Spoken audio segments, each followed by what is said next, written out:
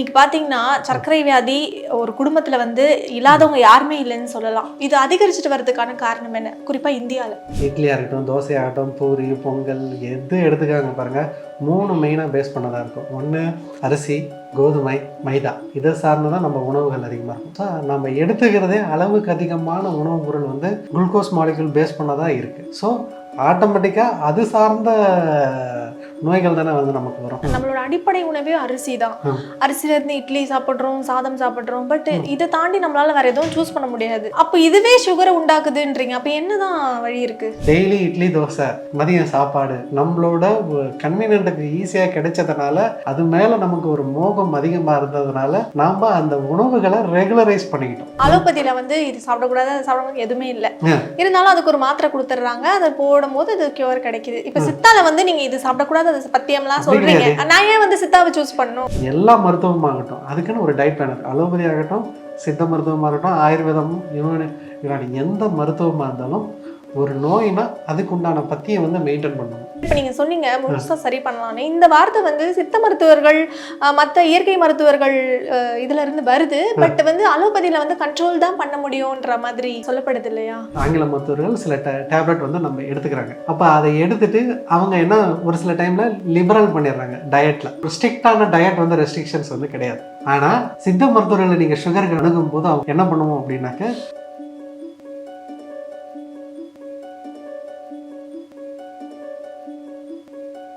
Health cafe Tamil நேயர்களுக்கு வணக்கம். இன்னைக்கு நிகழ்ச்சியில வந்து சர்க்கரை வியாதி சம்பந்தமான நிறைய விஷயங்கள் வந்து நம்ம டாக்டர் கிட்ட கேட்டு தெரிஞ்சுக்க போறோம். நம்ம கூட சித்த மருத்துவர் டாக்டர் சதீஷ்குமார் அவர்கள் இணைஞ்சிருக்கிறாரு. நிறைய விஷயங்கள் கேட்டு தெரிஞ்சுக்கலாம். வணக்கம் சார். வணக்கம் மேடம். சரி, இன்னைக்கு பாத்தீங்கன்னா சர்க்கரை வியாதி ஒரு குடும்பத்துல வந்து இல்லாதவங்க யாருமே இல்லைன்னு சொல்லலாம். இது அதிகரிச்சுட்டு வர்றதுக்கான காரணம் என்ன, குறிப்பா இந்தியாவில்? ஆக்சுவலாக நார்மலாகவே இந்தியா தான் வந்து டயபெட்டிக் கேபிட்டல். ஏன்னா இங்கே மக்கள் தொகையும் அதிகமாக இருக்குது, ப்ளஸ் வந்து நம்மளோட உணவு முறையும் அதுக்கு தகுந்த மாதிரி இருக்குது.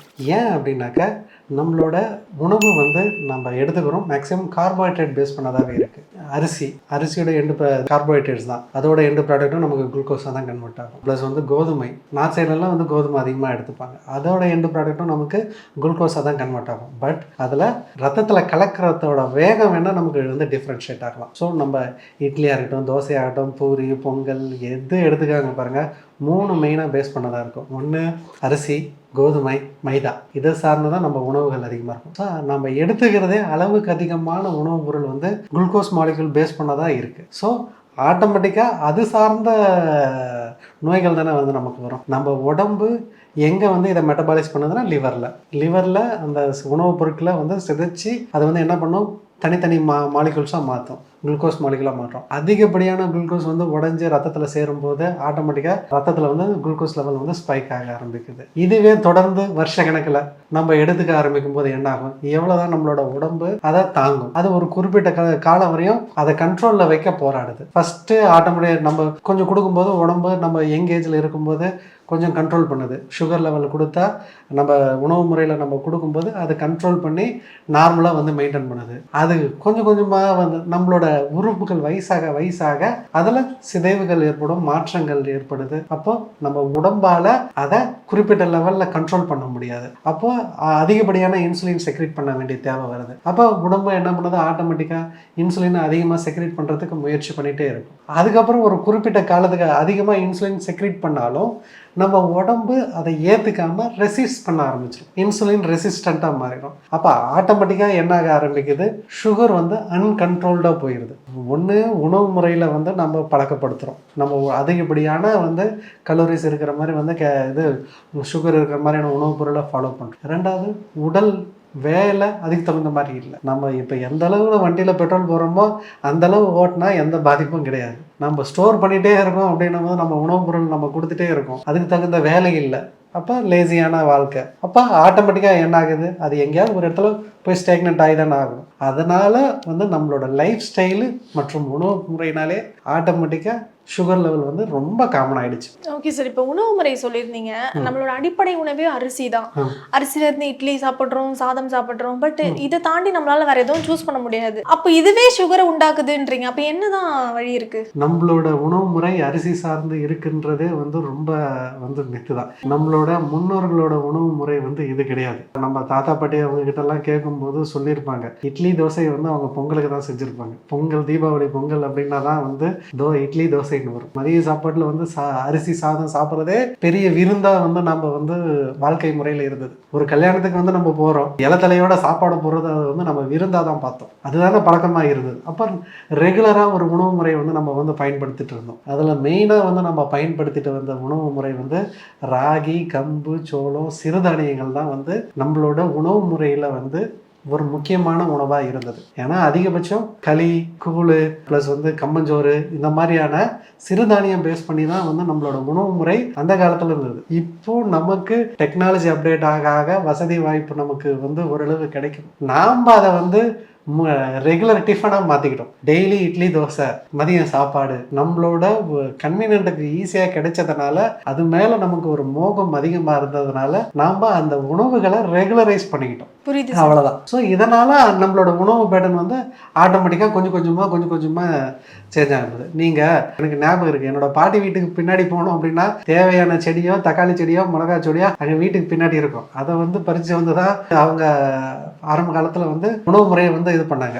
வயலில் வந்து முக்கியமான சிறுதானியம், கொள்ளு இதெல்லாமே வந்து இது பண்ணியிருந்தாங்க. நம்மளோட உணவு முறைப்படி வந்து அரிசி இலை போட்டு விருந்து அது வந்து நம்ம விருந்தாக தான் பார்த்தோம்.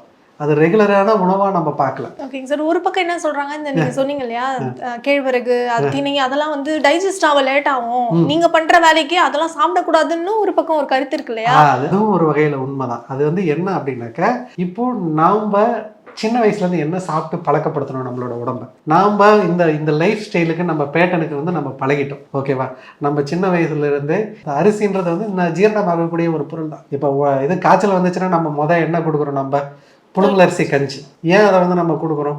அது ஈஸியாக ஜீரணமாகக்கூடியது, ஜீரணமாகி உடம்புல சீக்கிரமாக எனர்ஜியை வந்து நமக்கு சேர்த்தோம் அப்படின்றதுக்காக தான் நமக்கு காய்ச்சல் வரும்போது நம்ம புழுங்கலரிசி கஞ்சி இந்த மாதிரியான உணவு முறைகளை வந்து நம்ம ப்ரிஃபர் பண்ணுறோம். ஆனால் நம்ம சின்ன வயசுலேருந்தே நம்ம உடம்பு ஒரு பேட்டனுக்கு வந்து நம்ம பழக்கப்படுத்துகிறோம். அரிசி சார்ந்த உணவுகளை வந்து சாப்பிட்டு இதை பழக்கப்படுத்தாத உணவு வந்து சிறுதானியங்கள். அப்போ சிறுதானியங்களை வந்து நீங்கள் வந்து புதுசாக வந்து நீங்கள் உட்கொள்ளும் போது அதை வந்து ஜீரணிக்கிறதுக்கு கொஞ்சம் கஷ்டப்பட தான் செய்யும். அப்போ அதை ஜீரணிக்கிறதுக்கு தகுந்த மாதிரி எப்படி நம்ம மாற்ற முடியும்? அதை நல்லா வேக வைக்கிறது மூலமாக நம்ம மாற்ற முடியும். எந்த பொருளையுமே வந்து நம்ம அளவு நல்லா வேக வச்சோம் அப்படின்னாக்க அது வந்து சீக்கிரமாக சிதையக்கூடிய தன்மையாக மாறுது இல்லையா? நல்லா வேக வைக்கணும்.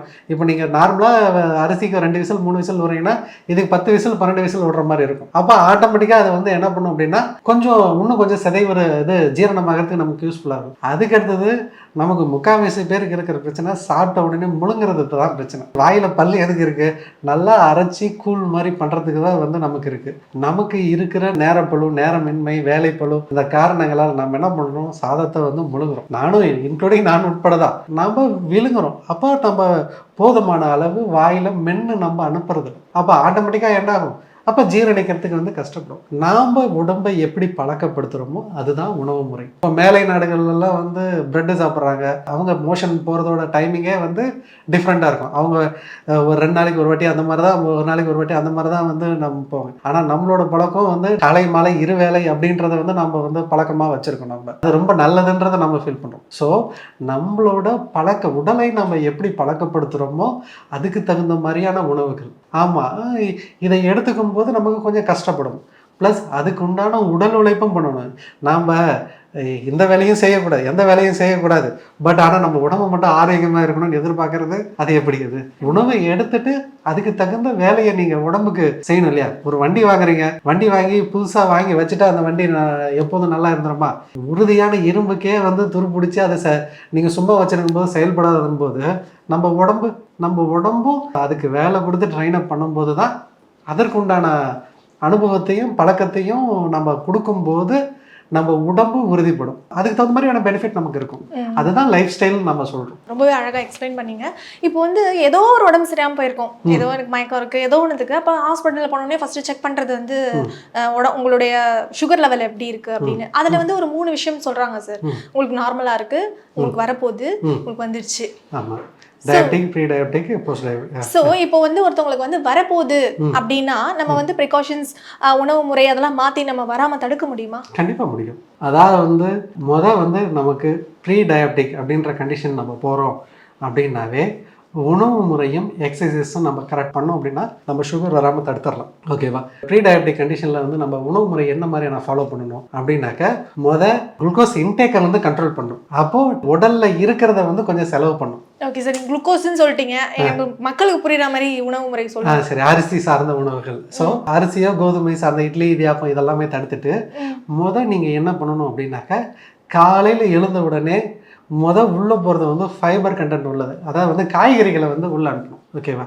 அதுக்கு அடுத்தது வந்து கொஞ்சோண்டு ப்ரோட்டீன் அனுப்பணும். நீங்கள் என்ன காய்கறி வேணாலும் ஃபஸ்ட்டு உள்ளே அனுப்புங்க. கத்திரிக்காய், வெண்டைக்காய், நீங்கள் சாப்பிடக்கூடியது அது உங்களுக்கு வேணுன்ற மாதிரி செஞ்சுக்கோங்க. அது அவியலாவோ கூட்டாவோ துவையலாவோ இல்லை எப்படி வேணாலும் வந்து பயன்படுத்திக்கோங்க. இல்லை நான் பச்சையாக சாப்பிடுவேன், வெள்ளரிக்காய் எனக்கு ரொம்ப பிடிக்கும், காலையில் சாப்பிட்றது வெள்ளரிக்காய் கேரட் இந்த மாதிரி சாப்பிட்றது எனக்கு பிடிக்கும் அப்படின்னாலும் அதுவும் ஓகே தான், அதை நம்ம எடுத்துக்கலாம். ஸோ எடுத்த உடனே உணவு பச்சையாவோ வேக வச்சோ கூட்டாவோ பொரியலாவோ அவியலாவோ காய்கறியை உள்ள அனுப்புங்க. அதுக்கு அடுத்தது என்ன பண்ணுங்க அப்படின்னாக்கா கொஞ்சோண்டு ப்ரோட்டீன், கொண்டக்கடலையோ பச்சை பயிரோ சிறுதானியம் பருப்பு வகைகளோ, இல்லை நான் வெஜிடேரியனோ, இல்லை நான் முட்டை மட்டும் தான் சாப்பிடுவேன் அப்படின்னாலும் முட்டையோ பன்னீரோ சீஸோ உங்களுக்கு என்ன வகையில் ப்ரோட்டீனோ புரதமோ தேவையோ கொழுப்போ தேவையோ அதை கொஞ்சம் அதுக்கு அடுத்தது உள்ள அனுப்புங்க. இதை சாப்பிட்டீங்கன்னா உங்களுக்கு வயிறு ஃபில் ஆயிரும். அதுக்கப்புறமும் உங்களுக்கு தேவைப்பட்டதுன்னா ஒரு இட்லியோ 2 இட்லியோ நீங்கள் சாப்பிடுங்க.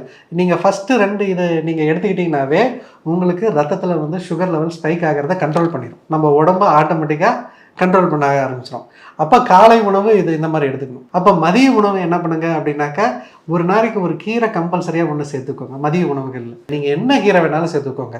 சரிங்களா? கீரைன்னாவே அது நல்லது தான். முடிஞ்சால் உங்களுக்கு நம்ம லோக்கலுக்கு இந்த மூக்கரட்டையோ பிரண்டையோ இல்லை வந்து வல்லாரைக்கீரையோ இல்லை வந்து அரைக்கீரை, சிறுக்கு பருப்பு கீரை, தண்டுக்கீரை இந்த மாதிரி நிறைய கீரைகள் வந்து நமக்கு இருக்குது. ஏதாவது ஒரு கீரைகள் வந்து பாலக்கீரை அந்த மாதிரி ஏதோ ஒரு கீரைகள் வந்து மதியத்தில் வந்து சேர்த்துக்கலாம். அது கூட ஏதாவது ஒரு கூட்டு, அதுக்கப்புறம் உங்களுக்கு கொஞ்சமாக ஒரு கொஞ்சம் சாதம், தயிர், மோர், குழம்பு அந்த மாதிரியான உணவுகளை வந்து எடுத்துக்கோங்க. சரிங்களா? அதுக்கடுத்து வந்து நைட்டில் மேக்ஸிமம் வந்து சுகர் இருக்கிறவங்களுக்கு ஃப்ரூட்டு அதிகமாக எடுத்துக்கிட்டாங்கனாக்கா அவங்களுக்கு வந்து கொஞ்சம் ஸ்பைக் அதிகமாக இருக்கும். ஸோ அதனால் வந்து ஃப்ரூட்களை தவிர்த்துட்டு சேலட் மாதிரி உள்ளது, வெஜிடபிள் சேலட், வெள்ளரிக்காவோ இந்த மாதிரி உள்ளதை நைட்டில் வந்து இந்த மாதிரி முடிச்சிட்டிங்க அப்படின்னாக்கா உங்களுக்கு ரொம்ப நல்ல இது இருக்கும். சரிங்களா? ப்ரீ டயபெட்டிக் வந்து நல்ல கண்ட்ரோல் ஆகும். ஏன் அப்படின்னாக்கா நீங்கள் இப்படி எடுத்துக்கும் போது ஆட்டோமேட்டிக்காக வந்து உங்களுக்கு சுகர் உள்ளே போகிறத வந்து நீங்கள் கண்ட்ரோல் பண்ணிட்டீங்க. குளுக்கோஸ் லெவல் உள்ள இதாகிறது வந்து முக்கால்வாசி ஃபுட்டில் வந்து கண்ட்ரோல் பண்ணிட்டீங்க. அப்போ ஆட்டோமேட்டிக்காக உங்களுக்கு வந்து குறைந்த இதில் வந்து இருக்கிறத வந்து எடுத்து செலவு பண்ணோம். நம்மளோட உடம்பு அதை இன்சுலின் வந்து ரெசிஸ்டன்ட் எல்லாமே கொஞ்சம் தடைப்படும். அப்போ நீங்கள் சீக்கிரமாக இதாகிறீங்க. இல்லை சார் நான் வெஜிடேரியன் இல்லை நான் நான் வெஜிடேரியன் அப்படின்னாக்கா பரவாயில்ல. ப்ரோட்டீன் வந்து நீங்கள் கறி எடுத்துக்கிறீங்களா, அரிசி தவிர்த்துட்டு வந்து கறி மட்டும் ஒரு 1/4 கிலோ எடுத்துக்கிறது, 100 கிராம் 200 கிராம் எடுத்துக்கிட்டிங்கனாலும் போதும். இல்லை எனக்கு இடை டைமில் வந்து ஒரு 10 மணி 11 மணி போல் வந்து பசிக்குது அப்படின்னாக்கா வேக வச்ச முட்டையை வந்து எடுத்துக்கலாம். அப்போ அந்த இடைப்பட்ட டைமில் முட்டையை எடுத்துக்கிட்டிங்கனாக்கா அந்த முட்டை வந்து உங்களுக்கு வந்து பசிக்கிறத நல்லா கண்ட்ரோல் பண்ணும், உங்களுக்கு வயிறு ஃபில் ஆன மாதிரி ஒரு உணர்வு கொடுத்துரும். ஸோ நமக்கு வேணுன்றதை நமக்கு பிடிச்ச மாதிரியே வந்து டயட்டை பிளான் பண்ணலாம். நார்ச்சத்து, புரதச்சத்து, கொழுப்பு இதை நம்ம தெரிஞ்சு இதில் எது நமக்கு பிடிக்காது, எது முன்ன கொடுக்கணும் 2வது கொடுக்கணுன்றத நமக்கு தகுந்த மாதிரியான ஒரு செட்டப்பை நம்ம ஃபார்ம் பண்ணிட்டோம்னு வச்சுக்கோங்க. நமக்கு பிடிச்ச உணவு நம்ம எப்படி சாப்பிட்றோமோ அப்படி தானே டயட்டு. ஓகே சார், இதோட காலையில் எப்படி சார் இருக்கும்? இப்போ நீங்கள் சொல்கிறது 3 வேளை சாப்பிடணும்னு சொன்னீங்க. இந்த இடையில டீ காஃபி அதை பற்றி எதுவும் சொல்ல, இந்த சுகர் எனக்கு ஒரேடியாக இந்த மாதிரி சாப்பிடும் போது ஐயோ நம்ம சுகர் கொஞ்சம் சாப்பிடலாமே, ஸ்வீட் சாப்பிடலாமே, அந்த கிரேவிங் இருக்கும். ஃபஸ்ட்டு ஒரு 10-20 நாளுக்கு தான் உங்களுக்கு அந்த கிரேவிங் வந்து இருக்கும். சுகர் வந்து ஏன்னா அதிகப்படியான குளுக்கோஸ் கொடுத்து உணவு பழக்கப்படுத்தி வச்சதுனால கண்டிப்பாக கிரேவிங் இருக்கும், ஃபுட் கிரேவிங் வந்து இருக்கும். ஆனால் நாம் வந்து ஒரு புது பேட்டர்னில் ஃபாலோ பண்ணுறோம் இல்லையா, அது உங்களுக்கு ஒரு 10 நாளைக்கு அப்புறம் உங்களுக்கு வந்து ஹஜ் பண்ணும், ரொம்ப ஹஜ் பண்ணும். தலையெல்லாம் ஒரு மாதிரி வந்து பரபரன்னு இருக்கும். அதுக்கப்புறம் வந்து ஒரு மாதம் நீங்கள் முடிஞ்ச பின்னாடி உங்களுக்கு இதெல்லாம் வந்து ஆக்டிவ் ஆகும். உங்கள் உடம்பு வந்து நீங்கள் புது விதமாக ஃபீல் பண்ணுவீங்க. அந்த டயர்ட்னஸ் வந்து இருக்காது, எனர்ஜி இருக்காது. நான் உங்களுக்கு இன்னும் சிம்பிளாக சொல்லணும் அப்படின்னாக்கா நம்மளோட ஒவ்வொரு செல்லும் மேட் ஆஃப் அதாவது வந்து செல்களின் தொகுப்பு தான் மனிதன் இல்லையா? அந்த செல்கள் வந்து எப்படி உருவாகுது, அது அவுட்ரு வந்து புரதமும் கொழுப்பும் தான் அதை வந்து உருவாக்குது. அப்போது நம்ம உடம்பு உருவாக்குறதுக்கு வந்து புரதம் தான் மெயினாக தேவை. ஆனால் நம்ம அந்த எனர்ஜியை எரிச்சு கொடுக்கறதுக்கு வந்து நம்ம குளுக்கோஸை வந்து நம்ம கொடுக்குறோம். மைட்டோகாண்ட்ரியால வந்து குளுக்கோஸ் வந்து உள்ளே போய் எனர்ஜியை வந்து ப்ரொடியூஸ் பண்ணுது இல்லையா? அது எரிச்சு சக்தியை கொடுக்கறது, நம்ம உடலை இயக்கக்கூடிய சக்தி அது, சரிங்களா? அதை அதிகமாக கொடுத்துட்டு உடல் அந்த செல்லு ஒழுங்காக கொடுக்கல உருவாகலாம், உடம்பு வீக்காக தானே செய்யும். அப்போ ஆட்டோமேட்டிக்காக உடம்பு நீர் கோக்கும், சதை போடும், ஸ்ட்ரென்த் இருக்காது, லேசினஸ் வந்து அதிகமாகும், இது எல்லாமே வந்து அதிகமாகும். ஓகே சார், இப்போ நீங்க அழகா சொன்னீங்க அந்த ப்ரீ டயபெட்டிஸ் வரப்போது இது நீங்க இதெல்லாம் பண்ணி தடுத்துக்கலாம்னு சொல்லிட்டீங்க. வந்துருச்சு, ஒருத்தவங்களுக்கு வந்துருச்சு, மருந்து மாத்திரைலாம் எழுதி கொடுத்துட்டாரு டாக்டர், இப்போ அவங்க என்ன சார் பண்ணலாம்? இப்போ வந்துருச்சு அப்படின்னாக்கா கண்டிப்பாக மாத்திரை மருந்துகள் வந்து நம்ம எடுக்கணும், சரிங்களா?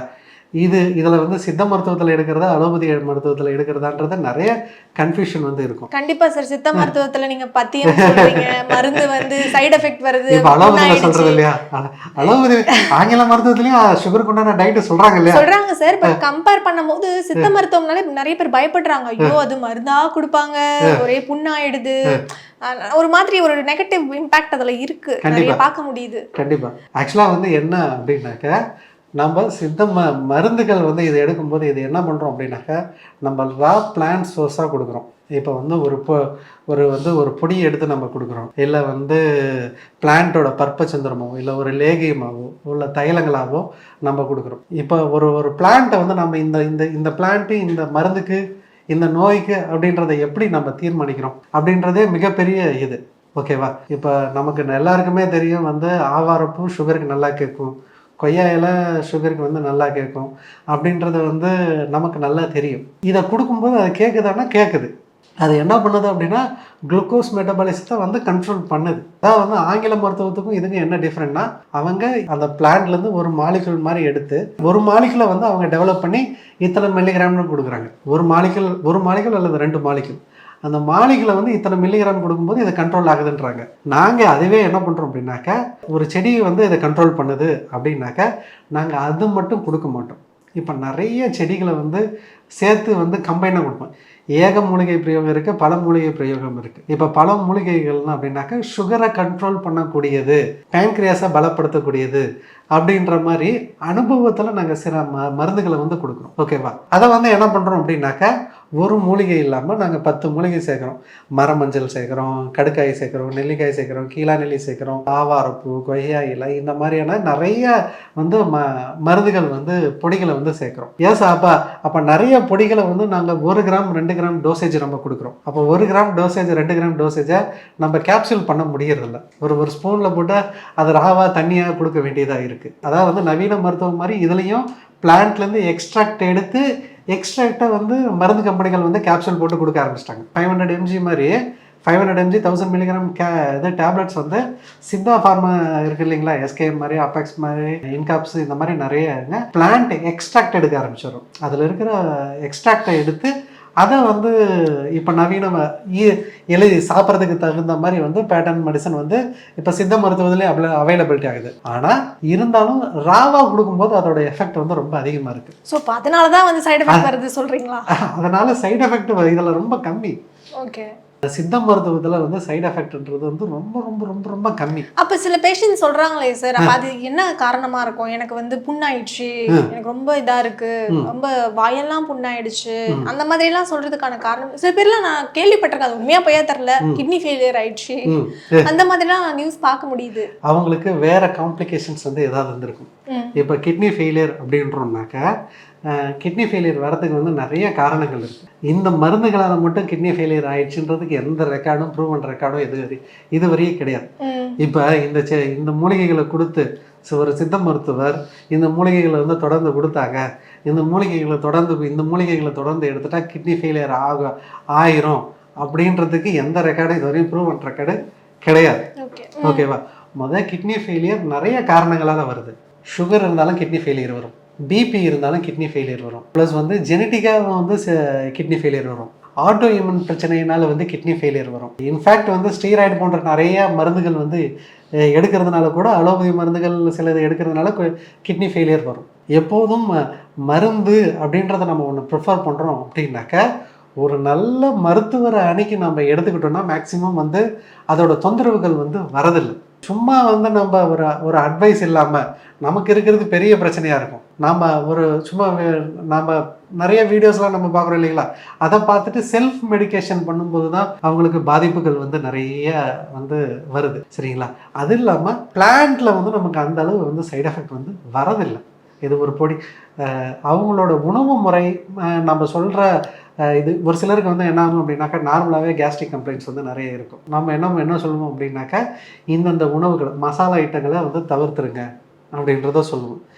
சில டைமில் வந்து பச்சை மிளகாய் சேர்த்து சமைக்கக்கூடாது அப்படின்றத நம்ம சொல்லுவோம். ப்ளஸ் வந்து நம்ம சில மருந்துகளை வந்து நம்ம கொடுப்போம். சரிங்களா? இப்போது அவங்க என்ன பண்ணுவாங்க அப்படின்னாக்கா, புளி சார்ந்த உணவுகளை நம்ம மெயினாக தடுக்க சொல்லுவோம். ஏன் புளி சார்ந்த உணவுகளை வந்து நம்ம மெயினாக தடுக்க சொல்கிறோம் அப்படின்னா, அது பிரேக் டவுன் ஆகும்போது நிறைய கேஸ் வரும். நீங்கள் நம்ம புளி சாதம் சாப்பிட்டாவே நிறைய உள்ள கேஸ்ட்ரிக் கம்ப்ளைண்ட்ஸ் வந்து நிறைய வரும். ஓகேவா? அந்த மாதிரி டைமில் வந்து அது வந்து ஈஸியாக வந்து குடலை வந்து புண்ணாக்கக்கூடியது, கேஸ்ட்ரிக் பிரச்சனை வரக்கூடியது.